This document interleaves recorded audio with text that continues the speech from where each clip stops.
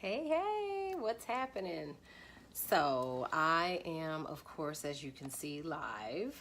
I am trying to figure out if I can share my live out from my site. There we go. So, let's do this as share to my own site. Let's see. Can we make it happen?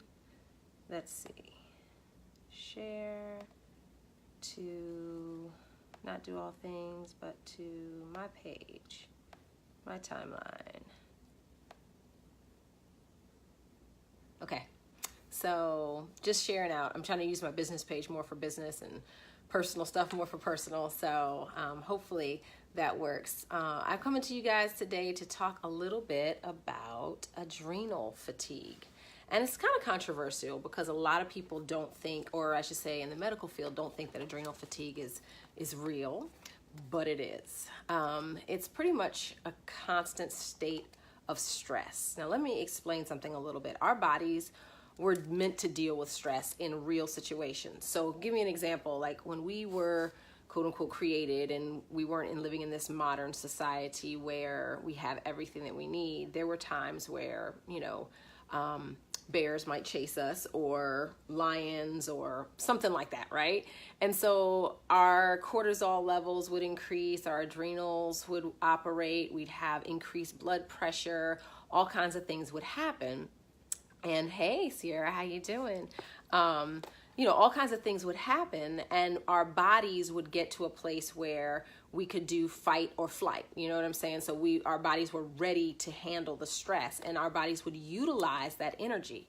But now we have constant stressors in our lives, from our jobs to traffic to all kinds of stuff. And it's like, it's stress, but it's perceived stress. But we sit at our desks and we don't utilize the hormones and the adrenaline and everything that is rushing through our bodies in a physical manifestation. So it causes actual issues within our bodies as well. All right. So I'm glad it's perfect, Sierra. I'm glad that you are listening in. So share it out with some friends. So we're going to really talk about what some of the effects of chronic stress on the body will do. So a lot of times they've never even heard of the term adrenal fatigue. And like I said, it was just coined actually in, I think, 1998. What was the doctor's name?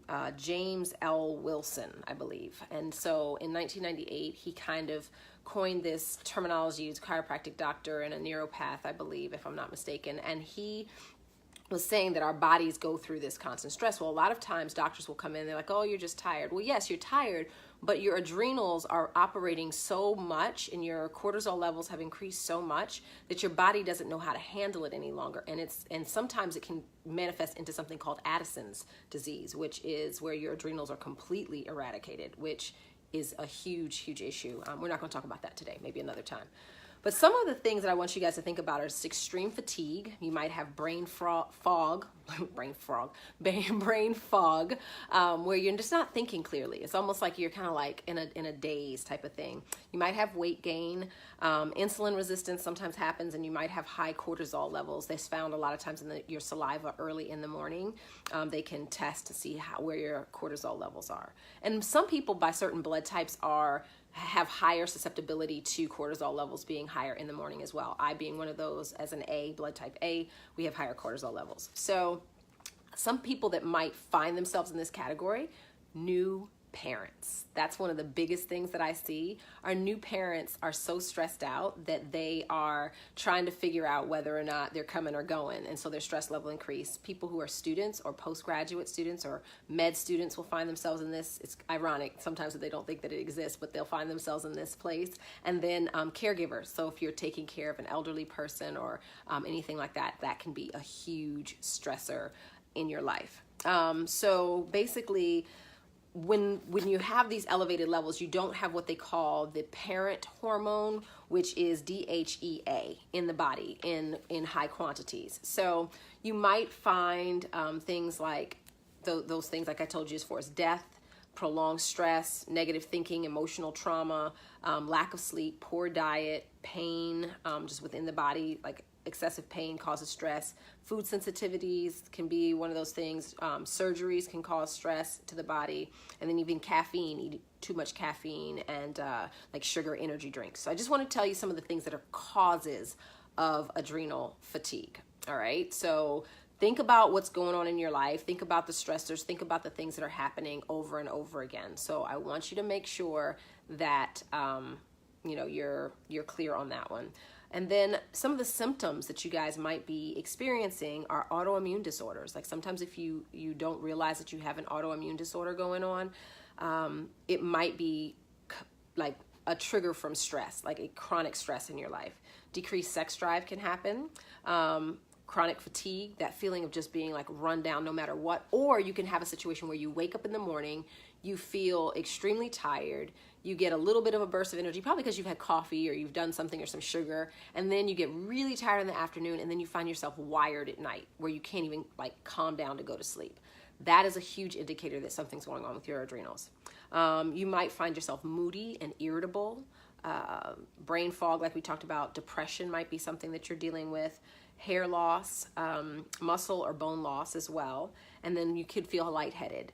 There also might be, you might crave salty and sweet things, along with weight gain, like we talked about, sleep disturbances, skin issues, insulin resistance, like we talked about, and then a weakened stress response. So meaning like things can happen and you're just like startled really fast, or you have a stressor come up and you just find yourself unraveling, like you're almost like you can't deal. And you can also find yourself in hormone imbalances. So these are some of the things that I want people to really recognize can be indicators of adrenal fatigue, so that you can talk to your doctor accordingly and see what you can do. Now, here's the deal. Next week, I'm going to be talking to you about some of the natural remedies and things that you can do to help to heal and mitigate your adrenal fatigue. And yes, there is a way to crawl out of it, but you have to be intentional with it.